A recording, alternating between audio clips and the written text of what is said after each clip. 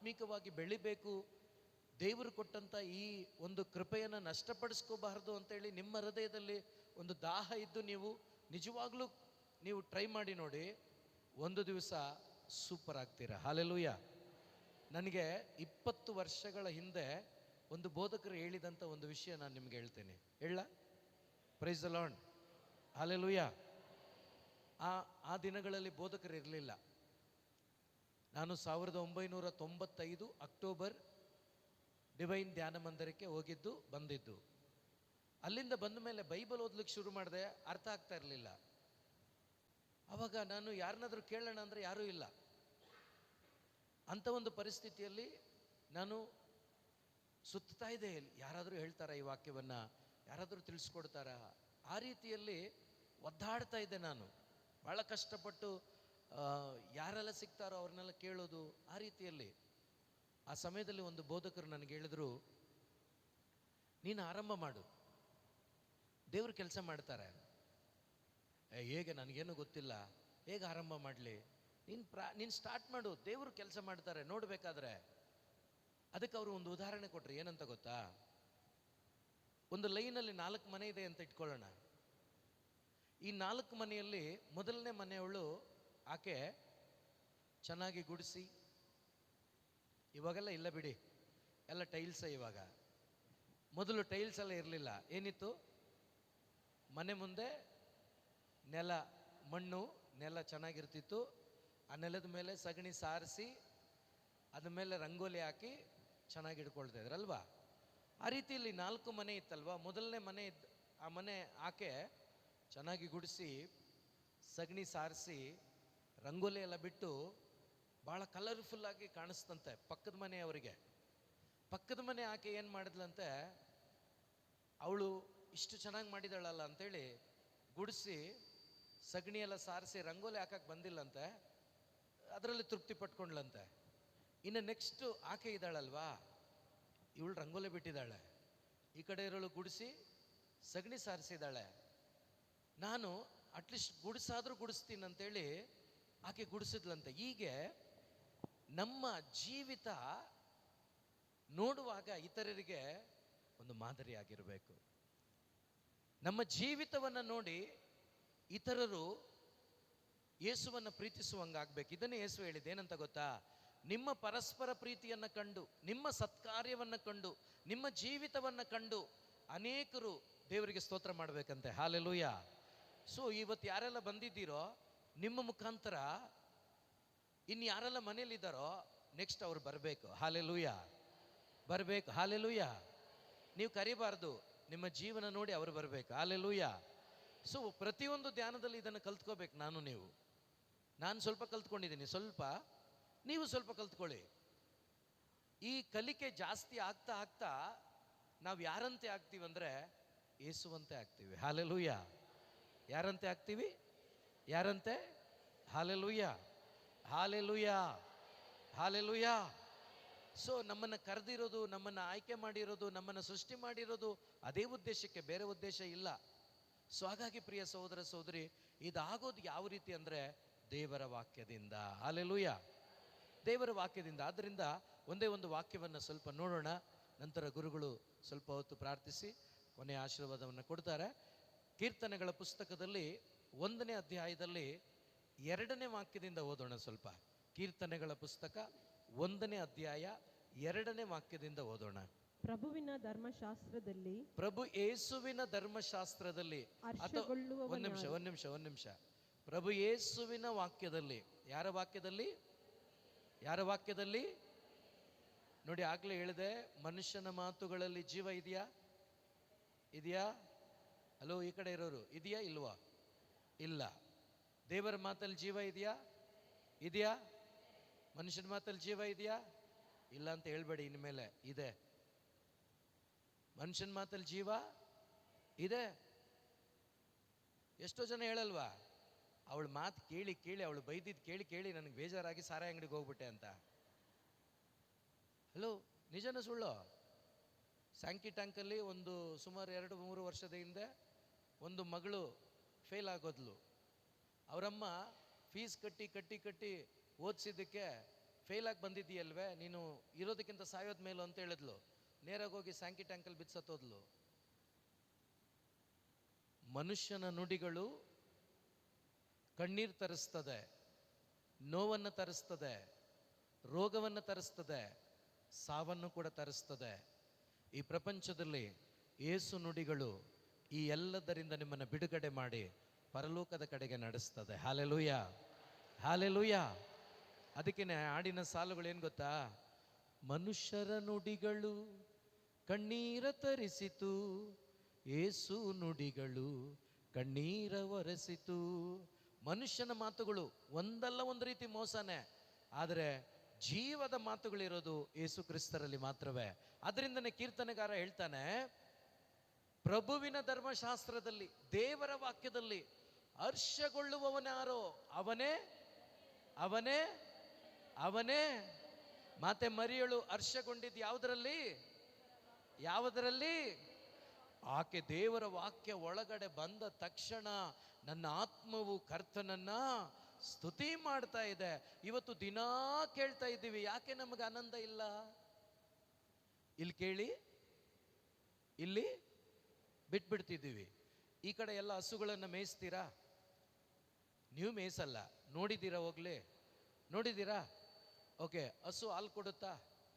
ಕೊಡುತ್ತಾ? ಈ ಹಾಲು ಹೆಂಗ್ ಬರುತ್ತೆ ಗೊತ್ತಾ? ಹೇಗೆ ಆ ಹಾಲಾಗಿ ಕನ್ವರ್ಟ್ ಆಗುತ್ತೆ ಗೊತ್ತಾ?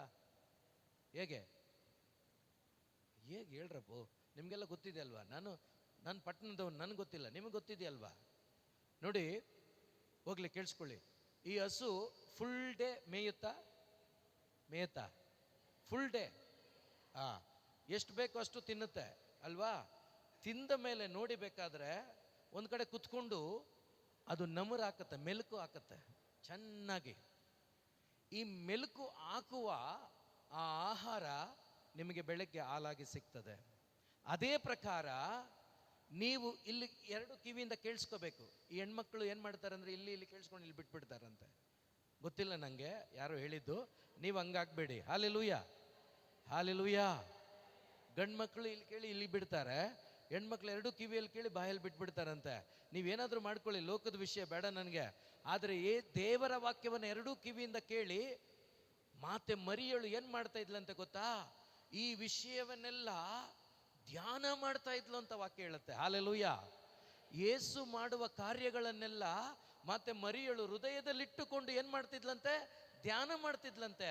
ನೀವು ಧ್ಯಾನಕ್ಕೆ ಬಂದು ದೇವರ ವಾಕ್ಯವನ್ನು ಕೇಳಿಸಿಕೊಂಡ ದೇವರ ವಾಕ್ಯಗಳನ್ನು ಬರ್ಕೊಂಡು ಮನೆಗೆ ಹೋಗಿ ಹಸು ಹೇಗೆ ತಿಂದ ಆಹಾರವನ್ನ ಮೆಲುಕು ಆಗ್ತದೋ, ನಮರಾಗ್ತದೋ, ಅದೇ ರೀತಿ ಇವತ್ತು ಯೇಸು ಈ ವಾಕ್ಯವನ್ನು ಮಾತಾಡಿದ್ರಲ್ವಾ, ಈ ಮಾತಿನಲ್ಲಿರ್ತಕ್ಕಂಥ ಶಕ್ತಿಯನ್ನ ನಾನು ಅನುಭವಿಸಬೇಕು ಅಂತೇಳಿ ಮನೆಗೆ ಹೋಗಿ ಧ್ಯಾನ ಮಾಡುವಾಗ, ಈ ಧ್ಯಾನ ಮಾಡುವ ಸಂದರ್ಭದಲ್ಲಿ ಆ ವಾಕ್ಯದಲ್ಲಿರ್ತಕ್ಕಂಥ ಪವಿತ್ರಾತ್ಮರು ನಿಮ್ಮ ಹೃದಯದಲ್ಲಿ ಕಾರ್ಯ ಮಾಡ್ತಾರೆ. Hallelujah, hallelujah, hallelujah. ಯೇಸುವೆ ಸ್ತೋತ್ರ.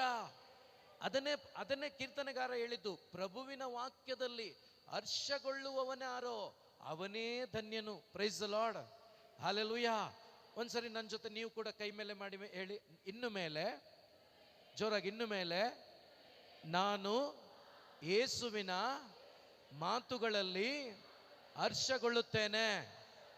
ಮನುಷ್ಯನ ಮಾತುಗಳಿಗೆ ಕಿವಿಗೊಡುವುದಿಲ್ಲ, ಕಿವಿಗೊಡುವುದಿಲ್ಲ. ಮನುಷ್ಯನ ಮಾತಿಗೆ ನೀವು ಕಿವಿ ಕೊಟ್ರೋ ಕೆಟ್ರಿ, ನೀವು ದೇವರ ಮಾತಿಗೆ ಕಿವಿ ಕೊಟ್ರೋ ಉದ್ಧಾರ ಆದ್ರಿ. Hallelujah, hallelujah, hallelujah.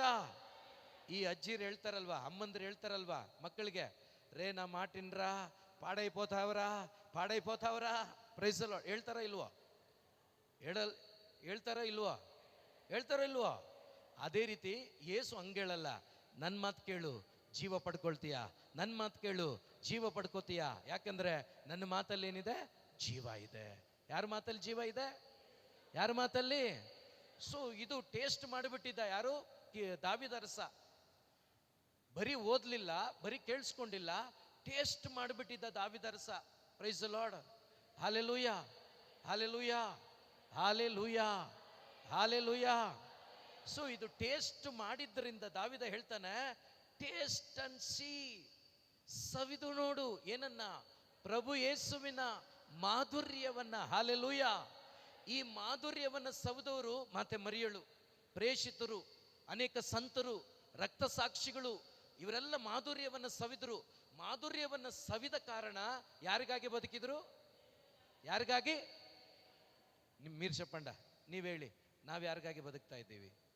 ನೆಟ್ಟಿಗೆ ಯೋಚನೆ ಮಾಡಿ ಹೇಳಿ ಸ್ವಲ್ಪ. ನಾವು ಬದುಕ್ತಾ ಇರೋದು ಯಾರಿಗಾಗಿ ಗೊತ್ತಾ? ನಮಗಾಗಿ. ಅವ್ರದ್ದು ಬೇಡ ಬಿಡಿ. ನಾವು ಬದುಕ್ತಾ ಇರೋದು ಯಾರಿಗಾಗಿ? ಯಾರಿಗಾಗಿ?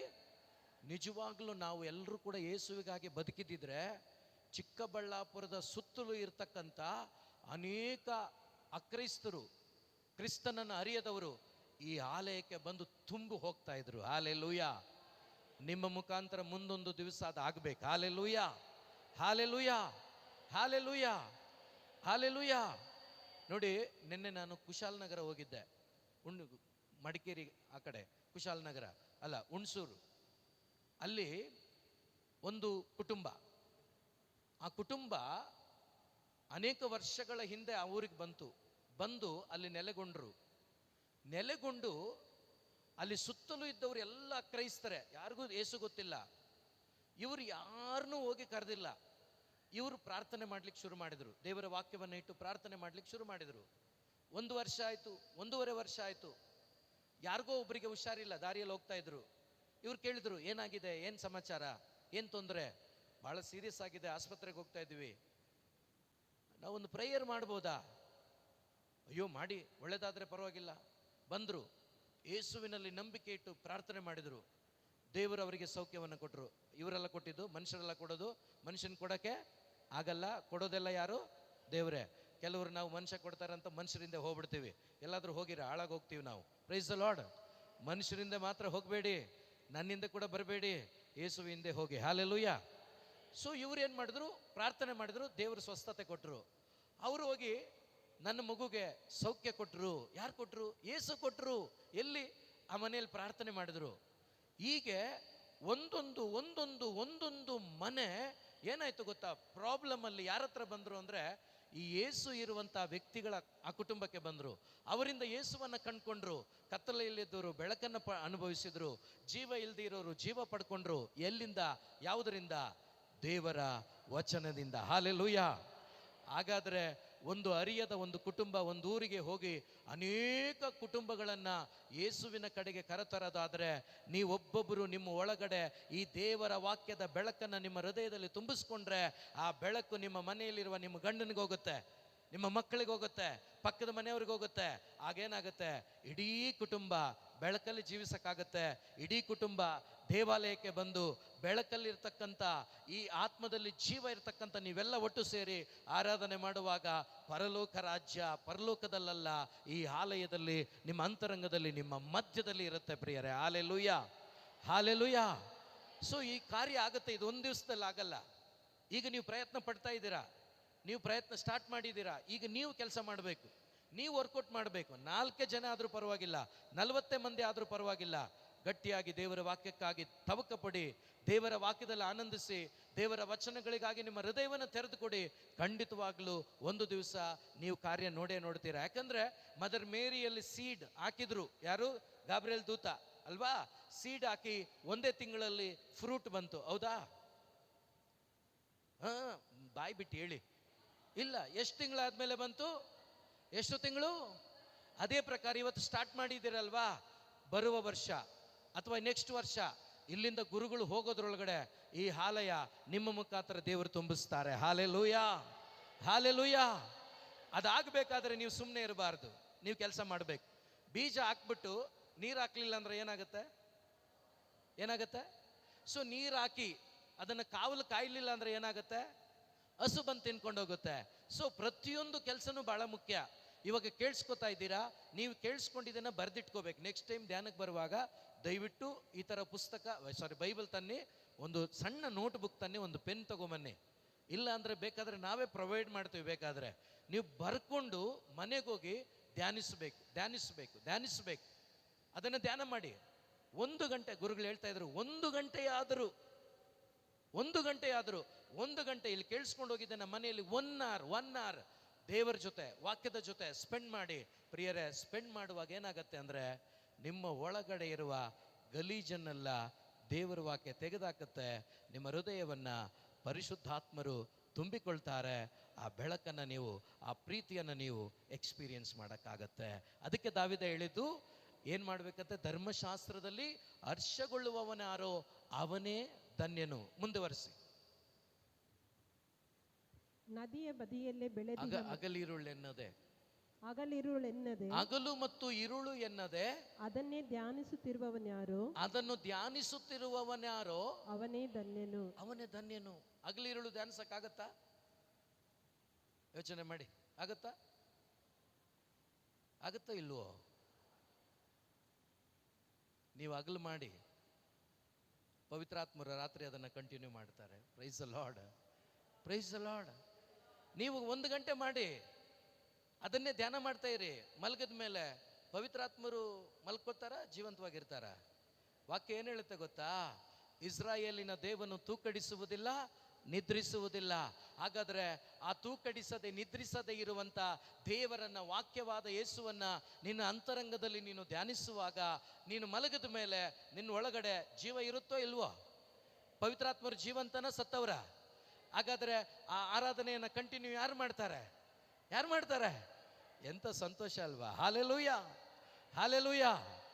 ಯಾವುದೋ ದರಿದ್ರ ನೋಡ್ಕೊಳ್ಳೋದು, ರಾತ್ರಿ ಎಲ್ಲ ಹತ್ಕೊಂಡು ಕೂತ್ಕೊಳ್ಳೋದು, ಭಯ ಪಡೋದು. ದೇವರ ವಾಕ್ಯವನ್ನು ಧ್ಯಾನಿಸಿ, ದೇವರ ವಾಕ್ಯವನ್ನು ಧ್ಯಾನಿಸಿ ಮಲ್ಕೊಳ್ಳಿ. ಆ ವಾಕ್ಯ ಧ್ಯಾನ ಕಂಟಿನ್ಯೂ ಪವಿತ್ರಾತ್ಮರು ಮಾಡ್ತಾರೆ. ಬೆಳಗ್ಗೆ ನೀವು ಹೇಳ್ತೀರಾ ಏನಂತ? ರಾತ್ರಿ ಎಲ್ಲ ಆರಾಧನೆ ಮಾಡ್ದಂಗೆ ಇತ್ತು, ರಾತ್ರಿ ಎಲ್ಲ ನಾನು ಹಾಡ್ತಾನೇ ಇದ್ದೆ, ರಾತ್ರಿ ಎಲ್ಲ ಯೇಸು ಜೊತೆ ಇದ್ದೆ, ರಾತ್ರಿ ಎಲ್ಲ ಪವಿತ್ರಾತ್ಮನ ಜೊತೆ ಇದ್ದೆ. ಇದು ಹೇಳಕ್ಕಾಗತ್ತೆ? ಇಲ್ಲ ಅಂದ್ರೆ ರಾತ್ರಿ ಪಿಶಾಚಿ ನೋಡಿದೆ. Praise the lord, hallelujah. ರಾತ್ರಿ ಎಲ್ಲ ಭಯ ಆಗ್ಬಿಡ್ತು, ಬೆಳಗ್ಗೆ ಆಸ್ಪತ್ರೆಗೆ, ಇದ್ಯಾವುದು ಇರಲ್ಲ. ಆದ್ರಿಂದ ಹಗಲಿರುಳೆನ್ನದೆ ಧ್ಯಾನಿಸುವವನ್ಯಾರೋ ಅವನು ಧನ್ಯನು. ಇವನ್ ಜೀವನ ಏನಾಗುತ್ತೆ ಗೊತ್ತಾ? ಇವನ್ ಹೃದಯ ಏನಾಗುತ್ತೆ ಗೊತ್ತಾ? ದೇವರ ವಾಕ್ಯ ಏನ್ ಗೊತ್ತಾ? ಈಗ ನೋಡಿ, ನಿಮ್ಮ ಮನೆಯಲ್ಲಿ ನೀರಿದೆಯಲ್ಲ, ನೀರು ತುಂಬಿಕೊಳ್ಳುತ್ತೆ ಅಂತ ಇಟ್ಕೊಳ್ಳಿ. ನೀರು ತುಂಬಿಕೊಂಡಾಗ ಪಾಂಜ್ ಇದೆ ಗೊತ್ತಾ? ಈ ಫಾಂಜಲ್ಲಿ ಹಿಂಗಿಟ್ಟಾಗ ಏನಾಗುತ್ತೆ? ನೀರಲ್ಲ. ಸೊ ತುಂಬ ನೀರಿರ್ತದೆ. ಒಂದೊಂದು ಸಾರಿ ಹಾಕಿದಾಗಲೂ ಕೂಡ ಫಾಂಜ್ ಏನು ಮಾಡುತ್ತೆ? ಎಲ್ಲ ಹಿಂಡಿದಾಗ ಹಿಂಡಿ ಕ್ಲೀನ್ ಆಗುತ್ತೆ, ಹೌದಾ? ಅದೇ ರೀತಿ ಪ್ರತಿ ಬಾರಿ ನೀವು ದೇವರ ವಾಕ್ಯವನ್ನು ಕೇಳುವಾಗ ನಿಮ್ಮ ಒಳಗಡೆ ಯಾವುದೆಲ್ಲ ದೇವರಿಗೆ ಇಷ್ಟವಿಲ್ಲದೆ ಇದೆಯಲ್ವಾ, ಅದೆಲ್ಲ ಈ ಫಾಂಜ್ ಏನು ಮಾಡುತ್ತೆ? ಈರಿ ಹಾಕಿ ನಿಮ್ಮನ್ನ ಯಾರಂತೆ ಮಾರ್ಪಡಿಸುತ್ತೆ? ಒಂದು ದಿವಸ ಯೇಸುವಿನಂತೆ. ಹಾಲೆಲೂಯ. ಯಾರಂತೆ? ಪಕ್ಕದಲ್ಲಿರೋರ್ಗೆ ಹೇಳಿ, ನಾನು ಯೇಸುವಿನಂತೆ ಮಾರ್ಪಡ್ತೇನೆ. ಹಾಲೆಲೂಯ. ಮುಖ ನೋಡಿ ಹೇಳಿ, ನಾನು ಯೇಸುವಿನಂತೆ ಮಾರ್ಪಡುತ್ತೇನೆ. ದೇವರ ವಾಕ್ಯ ನನ್ನನ್ನ ಯೇಸುವಿನಂತೆ ಮಾರ್ಪಡಿಸುತ್ತದೆ. ಹಾಲೆಲೂಯ. ಇದು ಒಂದು ದಿವಸದಲ್ಲಿ ಆಗತ್ತಾ? ಆಗಲ್ಲ, ಆಗಲ್ಲ. ದಿನೇ ದಿನೇ ದಿನೇ, ಎವ್ರಿ ಡೇ. ದಿನ ಊಟ ಬೇಕಾ ಬಾಡಿಗೆ? ಬೇಕಾ? 18 ದಿವಸ ಊಟ ಇಲ್ಲ ಅಂದರೆ, ನೀರಿಲ್ಲ ಅಂದರೆ ಸತ್ತೋಗ್ತಾನಂತೆ. ನನಗೆ ಗೊತ್ತಿಲ್ಲ, ಹೆಚ್ಚಿನ ಮಾಹಿತಿಗಾಗಿ ಫಾದರ್ನ ಕೇಳಿ, ಅವ್ರಿಗೆ ಚೆನ್ನಾಗಿ ಗೊತ್ತಿರುತ್ತೆ, ನನಗೆ ಗೊತ್ತಿಲ್ಲ. Praise the lord, hallelujah. ಆದರೆ ಹೃದಯಕ್ಕೆ ದೇವರ ವಾಕ್ಯ ಇಲ್ಲ ಅಂದರೆ ಆ ಕ್ಷಣನೇ ಸತ್ತೋಗಿರ್ತೀರ ನೀವು. Praise the lord. ಈ ಬಾಡಿಗೆ ಸ್ವಲ್ಪ ದಿವಸನಾದರೂ ಬದುಕಲಿಕ್ಕಾಗತ್ತೆ, ನೀರಿಲ್ಲ ಅಂದರೆ, ಊಟ ಇಲ್ಲ ಅಂದರೆ. ಆದರೆ ಆತ್ಮಕ್ಕೆ ವಾಕ್ಯ ಇಲ್ಲ ಅಂದರೆ, ಯೇಸು ಇಲ್ಲ ಅಂದರೆ ಅವತ್ತೇ ಸತ್ತೋಗಿರ್ತೀವಿ ನಾವು. Hallelujah, hallelujah. ಆದ್ದರಿಂದ ಯೇಸುವಿನಲ್ಲಿ ನನ್ನ ಆತ್ಮೀಯ ಸಹೋದರ ಸಹೋದರಿಯರೇ, ಇವತ್ತು ಈ ಆರಾಧನೆಯಲ್ಲಿ ನಾವೆಲ್ಲ ಕೇಳ್ಕೊಳ್ಳೋಣ. ಯಾವ ರೀತಿ ಕೀರ್ತನೆಗಾರ, ಯಾವ ರೀತಿ ಮಾತೆ ಮರಿಯಳು, ಯಾವ ರೀತಿ ಪ್ರೇಷಿತರು ಹಗಲಿರುಳೆನ್ನದೆ ದೇವರ ವಾಕ್ಯಕ್ಕಾಗಿ, ಯೇಸುವಿಗಾಗಿ ತವಕಪಟ್ಟು ಯೇಸುವನ್ನ ಹೃದಯದಲ್ಲಿ ಸ್ವೀಕಾರ ಮಾಡಿಕೊಂಡು ಯೇಸುವಿಗಾಗಿ ಬದುಕಿದ್ರು. ಅದೇ ರೀತಿ ನಾನು ಪ್ರಯತ್ನಿಸ್ತೇನೆ, ನನಗೂ ಯೇಸು ಬೇಕು ಅಂತೇಳಿ ನೀವು ದಾಹ ಪಡಬೇಕು, ನೀವು ದಾಹ ಪಡಬೇಕು. ಆಗೇನಾಗುತ್ತೆ ಗೊತ್ತಾ? ನಾನು ನನ್ನ ಮನೆಯವರೆಲ್ಲ ಯೇಸುವಿಗೆ ಸ್ವಂತವಾಗ್ತೀವಿ. ಯೇಸುವನ್ನ ಮಹಿಮೆ ಪಡಿಸ್ಲಿಕ್ಕಾಗತ್ತೆ. Hallelujah, hallelujah, hallelujah, hallelujah, hallelujah, hallelujah. So ಅದರಿಂದ ಇಡೀ ಕುಟುಂಬ ಯೇಸುವಿಗೆ ಸ್ವಂತವಾಗಬೇಕು. ಒಬ್ರಿಬ್ಬರಲ್ಲ, ಇಡೀ ಕುಟುಂಬವಾಗಿ ದೇವಾಲಯಕ್ಕೆ ಬಂದು ದೇವರನ್ನು ಆರಾಧಿಸುವಾಗ ಆ ಕುಟುಂಬದಲ್ಲಿ ಶಾಂತಿಗೆ ಕೊರತೆ ಇರೋದಿಲ್ಲ, ಸಮಾಧಾನಕ್ಕೆ ಕೊರತೆ ಇರೋದಿಲ್ಲ. ಜಗಳ ಆಗುತ್ತೆ. ಜಗಳ ಆಗಿ 5 ನಿಮಿಷದಲ್ಲಿ ಅದನ್ನು ಮರೆತು ಒಬ್ರಿಗೊಬ್ರು ಹಗ್ ಮಾಡೋಕ್ಕಾಗತ್ತೆ, ಒಬ್ರಿಗೊಬ್ರು ಕ್ಷಮಿಸ್ಲಿಕ್ಕಾಗತ್ತೆ, ಒಬ್ರಿಗೊಬ್ರು ಪ್ರೀತಿಸ್ಲಿಕ್ಕಾಗತ್ತೆ ಪ್ರಿಯರೇ. Hallelujah, hallelujah. ಅದಕ್ಕೆ ಯೆಹೋಶುವ ಹೇಳ್ತಾನೆ, ನಾನು ನನ್ನ ಮನೆಯವರು ಯಾರಿಗೆ ಸೇವೆ ಮಾಡ್ತೀವಿ? ಯಾರಿಗೆ? ಯಾರಿಗೆ? ನಾನು, ನನ್ನ ಮನೆಯು, ನನ್ನ ಮನೆಯವರೆಲ್ಲರೂ ನಿನ್ನನ್ನೇ ಸ್ತುತಿಸುವೆವು. நானும் என் வீடும் என் வீட்டார் அனைவரும் ஓயாமல் நன்றி சொல்வோம். ಹೆಂಗಿದೆ ನೋಡಿ, ನಾನು ಮತ್ತು ನನ್ನ ಕುಟುಂಬ ಎಲ್ಲರೂ ಸೇರಿ ದೇವರನ್ನು ಆರಾಧಿಸುವಾಗ ಆ ಮನೆ ಸ್ವರ್ಗವಾಗಿರ್ತದೆ, ಆಕೆಯ ಹೃದಯ ಪರಲೋಕವಾಗಿರ್ತದೆ. ಹಾಲೆಲೂಯಾ. ಯಾಕೆಂದ್ರೆ ಯೇಸು ಎಲ್ಲಿರ್ತಾರೋ ಅದೇ ಪರಲೋಕ. ಯೇಸು ಎಲ್ಲಿದ್ದಾರೋ ಅದೇ ಪರಲೋಕ. ಅದಕ್ಕೆ ಪೌಲ ಹೇಳಿದ್ದು, ನಿಮ್ಮ ದೇಹ, ನಿನ್ನ ದೇಹ ಯಾರ ಆಲಯ? ಯಾಕಂದ್ರೆ ಯಾರಿದ್ದಾರೆ ನಿನ್ನೊಳಗಡೆ? ಕಮಾನ್, ಯಾರಿದ್ದಾರೆ? ಯಾರಿದ್ದಾರೆ? ಈಗ ಯೇಸು ಇಲ್ಲದೆ ಈ ಆಲಯಕ್ಕೆ ಬಂದ್ರೆ ಏನಾದ್ರೂ ಪ್ರಯೋಜನ ಇದೆಯಾ? ಇದೆಯಾ? ಫಸ್ಟ್ ನನ್ನಲ್ಲಿ ಇರ್ಬೇಕು ಯೇಸು, ಆಮೇಲೆ ಆಲಯಕ್ಕೆ ಬರಬೇಕು. ಆಗ ನಾವೆಲ್ಲ ದೇವಾಲಯಗಳು, ನಮ್ಮೊಳಗಡೆ ಯೇಸು ಇರ್ತಾರೆ. ಆಗ ಎಲ್ಲರೂ ಸೇರಿ ಪರಲೋಕದಲ್ಲಿರುವ ನಮ್ಮ ತಂದೆಯೇ ನಿಮ್ಮ ನಾಮಕ್ಕೆ ಸ್ತೋತ್ರ ಅಂತ ಹೇಳುವಾಗಲೇ ಪರಲೋಕ ರಾಜ್ಯ ಭೂಮಿಯಲ್ಲಿ ನಿಮ್ಮ ಮಧ್ಯದಲ್ಲಿ ನೀವು ಎಕ್ಸ್ಪೀರಿಯನ್ಸ್ ಮಾಡೋಕ್ಕಾಗತ್ತೆ. Praise the lord. Hallelujah, hallelujah. ಹಾಗಾದ್ರೆ ಪರಲೋಕವನ್ನು ಮೊದಲು ಯಾರು ಅನುಭವಿಸ್ಬೇಕು? ಯಾರು? ನಾವೇನು ಮಾಡ್ತೀವಿ ಗೊತ್ತಾ? ನಾನು ಸರಿ ಇದ್ದೀನಿ, ನಮ್ಮ ಮನೇಲಿ ಇದಾನಲ್ಲ ಇವನು, ಈ ಗಂಡ, ಇವನು ಬಂಡ, ಇವನು ಸರಿ ಇಲ್ಲ ಇವನು ಅಂತ. Praise the lord. ಹಾಲೆಲೂಯಾ. ಗಂಡ ಹೇಳೋದೇನು, ಇವಳು ಬಂದ ಮೇಲೆ ಹಾಳಾಗೋದೆ ಅಂತ ಈ ಗಂಡ. Price the lord. ಫಸ್ಟ್ ಅದನ್ನು ಬಿಡೋಣ. ಯಾರು ಸರಿ ಆಗ್ಬೇಕು? ಯಾರು ಸರಿ ಆಗ್ಬೇಕು? ಹಿಂಗೆ ತೋರಿಸುವಾಗ ಯೋಚನೆ ಮಾಡಿ, ಹಿಂಗೆ ತೋರಿಸುವಾಗ ಯೋಚನೆ ಮಾಡಿ. ಮಿಕ್ಕ ಬೆರಳುಗಳೆಲ್ಲ ಯಾರನ್ನ ತೋರಿಸುತ್ತೆ? ನಾನು ಸರಿ ಆಗ್ಬೇಕು, ನಾನು ಸರಿ ಆಗ್ಬೇಕು. ಇನ್ನೊಬ್ಬರ ಬಗ್ಗೆ ಹೇಳೋದನ್ನು ಬಿಡಿ. ನಾನು ಸರಿ ಆಗ್ಬೇಕು, ನಾನು ಸರಿ ಆಗ್ಬೇಕು, ನನಗೆ ಯೇಸು ಬೇಕು, ನನಗೆ ದೇವರ ವಾಕ್ಯ ಬೇಕು, ನಾನು ಕಲಿಬೇಕು, ನಾನು ಸರಿ ಆಗ್ಬೇಕು. ನೀವು ಸರಿ ಆಗ್ರಿ. ನಿಮ್ಮ ಮನೆ ಸರಿ ಆಗಲಿಲ್ಲ ಅಂದರೆ ನೀವು ಏನು ಹೇಳ್ತೀರೋ ನಾನು ಕೇಳ್ತೇನೆ. Praise the lord. ಹಾಲೆಲೂಯಾ. ನೀವು ಸರಿಯಾಗಿ, ನಿಮ್ಮ ಮನೆ ಯಾಕೆ ಸರಿ ಆಗಲ್ಲ ನಾನು ನೋಡ್ತೇನೆ. Hallelujah, hallelujah. ಯೇಸುವೇ ಸ್ತೋತ್ರ. ಸೊ ಹಗಲಿರುಳೆನ್ನದೆ ದೇವರ ವಾಕ್ಯವನ್ನು, ಯೇಸುವನ್ನು ಧ್ಯಾನಿಸುವವನು ಯಾರೋ ಅವನು ಧನ್ಯನು. ಒಂದೇ ಒಂದು ವಾಕ್ಯ ಓದ್ಬಿಡಿ. ನದಿಯ ಬದಿಯಲ್ಲಿ ಬೆಳೆದಿಹ ಮರದಂತೆ, ಅವರ ಜೀವನ ಹೆಂಗಿರುತ್ತೆ ಅಂದ್ರೆ, ನದಿಯ ಬದಿಯಲ್ಲಿರುವ ಬೆಳೆದಿಹ ಮರದಂತೆ, ಬೆಳೆದಿಹ ಮರದಂತೆ, ಸಕಾಲಕ್ಕೆ ಫಲಬೀವ ವೃಕ್ಷದಂತೆ, ಸಕಾಲಕ್ಕೆ ಫಲ ಕೊಡುವ ವೃಕ್ಷದಂತೆ, ಎಲೆ ಬಾಡದೆ ಪಸಿರಿರುವ ತರುವಂತೆ, ಎಲೆ ಬಾಡದ ಪಸಿರಿರುವ ತರುವಂತೆ, ಸಿಗುವುದು ಅವನ ಕಾರ್ಯಗಳಿಗೆ, ಸಿಗುವುದು ಅವನ ಕಾರ್ಯಕ್ಕೆ ಸಫಲತೆ. ಹಾಲೆಲೂಯಾ. ಮರುಭೂಮಿಯಲ್ಲಿ ಮರ ಇರುತ್ತಾ? ಇದ್ರೂ ಬೆಳೆಯುತ್ತಾ? ಆದರೆ ಒಂದು ನದಿ ಹರಿಯುವಾಗ ಆ ನದಿಯ ಬದಿಯಲ್ಲಿರ್ತಕ್ಕಂಥ ಮರಗಳು ಎಲ್ಲಾದರೂ ಒಣಗೋಗಿರೋದು ನೋಡಿದ್ದೀರಾ? ಯಾಕೆ ಒಣಗೋಗಲ್ಲ? ನೀರು ಯಾವಾಗಲೂ ಸಿಗ್ತಾ ಇರುತ್ತೆ. ಆ ನೀರು ಒಂದು ವೇಳೆ ಬತ್ತಿ ಹೋಗೋದು ಸಾಧ್ಯತೆ ಇದೆ. ಆದರೆ ಯೇಸುವಿನ ವಾಕ್ಯದಲ್ಲಿರುವ ಜೀವಜಲ ಯಾವತ್ತೂ ಕೂಡ ಬತ್ತಿ ಹೋಗೋದಿಲ್ಲ. ಆ ನೀರನ್ನು ಯಾರೆಲ್ಲ ಕುಡಿತಾ ಇರ್ತೀರೋ ಆ ನೀರು ಬೇರೆ ಏನೂ ಅಲ್ಲ, ಪರಿಶುದ್ಧ ಆತ್ಮನಾಗಿದ್ದಾರೆ. ದೇವರ ವಾಕ್ಯದಲ್ಲಿರುವ ಆ ಪರಿಶುದ್ಧಾತ್ಮರು ಜೀವ ಜಲವಾಗಿದ್ದಾರೆ. ಇದನ್ನು ಕುಡಿಯುವ, ಇದನ್ನು ಟೇಸ್ಟ್ ಮಾಡುವ, ಇದರಲ್ಲಿ ಜೀವಿಸುವ ಯಾರಿಗೂ ಕೊರತೆ ಆಗೋದಿಲ್ಲ. ಅವರು ಫಲ ಕೊಡ್ತಾರಂತೆ 365 ದಿವಸ. ಮರಗಳು ಹೇಗೆ ಫಲವತ್ತಾಗಿರ್ತದೋ, ಮರಗಳು ಯಾವ ರೀತಿ ಫಲ ಕೊಡ್ತದೋ, ಅದೇ ರೀತಿ ದೇವರ ವಾಕ್ಯದಲ್ಲಿರುವ ಪ್ರತಿಯೊಬ್ಬರು ಅವರು ಫಲ ಕೊಡ್ತಾರಂತೆ. ಏನು ಫಲ? ಅವರಲ್ಲಿ ಪ್ರೀತಿ ಇರ್ತದೆ. ಪ್ರೀತಿ ಯಾರಾಗಿದ್ದಾರೆ? ಜೋರಾಗಿ, ಯಾರಾಗಿದ್ದಾರೆ? ಯಾರಾಗಿದ್ದಾರೆ? ಪ್ರೀತಿ. ಆ ಪ್ರೀತಿ ಯೇಸು ಅವರಲ್ಲಿದ್ದಾರೆ. ಆ ಪ್ರೀತಿಯಾದ ಯೇಸು ಅವರಲ್ಲಿರುವಾಗ ಅವರಿಗೆ ಆನಂದಕ್ಕೆ, ಜಾಯ್ಗೆ ಕೊರತೆ ಇಲ್ಲ. Praise the lord. Hallelujah. Joy, ಸಂತೋಷ, ಆನಂದ ಬೇರೆ ಬೇರೆನಾ ಒಂದೇನಾ? ನೀವು ಹೇಳಿ. ಆನಂದ, ಸಂತೋಷ ಬೇರೆನಾ ಒಂದೇನಾ? ಬೇರೆನಾ? ಮತ್ತೆ ಹೇಳಿ ಏನಂತ. ನೀವು ಬೇರೆ ಅಂದ್ಬಿಟ್ಟ ಮೇಲೆ ಹೇಳ್ಬೇಕೇನು ಅಂತ. ಒಂದೇ. ಓಕೆ, ಒಂದೇ ಅಲ್ಲ, ಒಂದೇ ಅಲ್ಲ. ನಿಮ್ಮ ಯಜಮಾನ್ರು ಇದ್ದಾರಾ? ಇಲ್ಲೇ ಎಲ್ಲಿದ್ದಾರೆ? ಹಿಂದೆ ಇದ್ದಾರಾ? ನಿಮ್ಮ ಯಜಮಾನ್ರು ಒಂದು ನೆಕ್ಲೆಸ್ ತಗೊಟ್ರು ನಿಮಗೆ ಸಂತೋಷ ಆಯಿತು. ಓಕೆ, ಅದನ್ನು ಕಷ್ಟ ಅಂದ್ಬಿಟ್ಟು ಮಾರ್ವಾಡಿಯಲ್ಲಿ ಇಟ್ಬಿಟ್ರು. ನಿಮ್ಮ ಸಂತೋಷ ಏನಾಯಿತು? ಹಲೋ ಹೇಳಿ ಬೇಗ, ಟೈಮ್ ಇಲ್ಲ. ಸಂತೋಷ ಏನಾಯಿತು? ಹೋಯ್ತು ಅಲ್ವಾ? ಆನಂದ ದೇವರಿಂದ ಬರೋದು. ನೆಕ್ಲೆಸ್ ಇದ್ರು ಇಲ್ಲ ಅಂದರು, ಊಟ ಇದ್ರು ಇಲ್ಲ ಅಂದರು, ಗಂಜಿ ಇದ್ರು ಮಟನ್ ಇದ್ರು. ಪ್ರಿಯ ಸಹೋದರ ಸಹೋದರಿ, ದೇವರಿಲ್ಲಿದ್ದಾಗ, ಯೇಸು ಇಲ್ಲಿದ್ದಾಗ ಆನಂದಕ್ಕೆ ಕೊರತೆ ಇರೋದಿಲ್ಲ. ಇದು ಆನಂದ, ಸಂತೋಷ ಮನುಷ್ಯನಿಂದ ಬರೋದು, ಆನಂದ ದೇವರಿಂದ ಬರೋದು. ಆ ಆನಂದ ನಿಮ್ಮೊಳಗಡೆ ಟ್ರಾನ್ಸ್ಫರ್ ಆಗಿ ಬರಬೇಕಾದ್ರೆ ರೊಟ್ಟಿಯ ರೂಪದಲ್ಲಿರುವ ಯೇಸು ಮಾತ್ರವಲ್ಲ, ವಾಕ್ಯದಲ್ಲಿರುವಂಥ ಯೇಸು ನಿಮ್ಮ ಒಳಗಡೆ ನೀವು ಸ್ವೀಕಾರ ಮಾಡ್ಕೋಬೇಕು. ಅಂಥ ಒಂದು ಕಾರ್ಯ ನೀವು ಮಾಡುವಾಗ ದೇವರು ನಿಮ್ಮ ಮುಖಾಂತರ ಕಾರ್ಯಗಳನ್ನು ಮಾಡ್ತಾರೆ, ನಿಮ್ಮ ಜೀವಿತಗಳನ್ನು ಮುಂದುವರಿಸ್ತಾರೆ. ಆದ್ದರಿಂದ ಈ ಆರಾಧನೆಯಲ್ಲಿ ಗುರುಗಳು ಪ್ರಾರ್ಥಿಸುವಾಗ ಯೇಸುವಿನಲ್ಲಿ ಕೇಳೋಣ, ಏಸಪ್ಪ ನೀವು ಬೇಕು ನನಗೆ, ಇವತ್ತು ನೀವು ಬೇಕು, ನೀವು ಬನ್ನಿ ನನ್ನ ಹೃದಯಕ್ಕೆ, ನನ್ನ ಮನೆಗೆ ನೀವು ಬನ್ನಿ ಅಂತೇಳಿ ಕೇಳಿ ಖಂಡಿತವಾಗಲೂ ದೇವರು ನಮ್ಮೊಬ್ಬೊಬ್ಬರ ಹೃದಯದಲ್ಲಿ ಯೇಸು ಕಾರ್ಯ ಇವತ್ತು ಮಾಡ್ತಾರೆ. Praise the lord.